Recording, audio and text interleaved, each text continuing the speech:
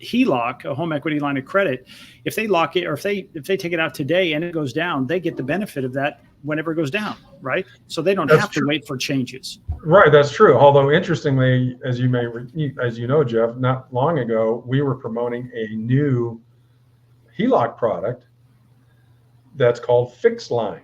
Mm. And remember how that worked. This one's a little different. It has a 3-year draw period, not 10.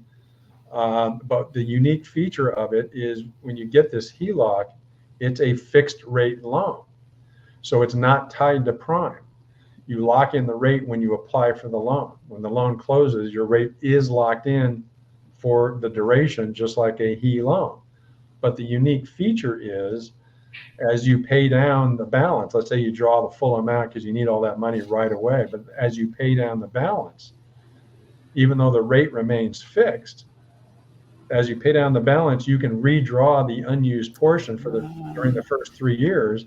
And what's interesting about that, though, is if you don't draw that unused portion and you're just paying it down, your monthly payment does get recast lower because you've paid down the balance. That is a unique feature for a fixed rate loan.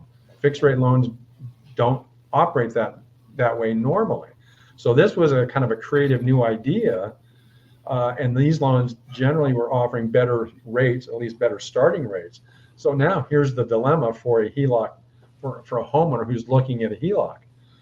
I can offer a HELOC that's a traditional tied to prime variable rate loan. I can offer this fixed line product where your rate's fixed at the point you get the loan. The fixed line HELOC is probably going to give you a better starting rate than the traditional HELOC. It's going to have a higher starting rate, but here's the dilemma for the homeowner.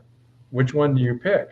Well, if you believe the predictions that the prime rate is going to go down multiple times in the next 2 years because the Fed's going to keep lowering the Fed funds rate, well, that would suggest that traditional HELOC, even though it starts higher, could end up being lower than if you took the fixed line HELOC at closing, because that will never go down. Your rate's fixed at the time you close.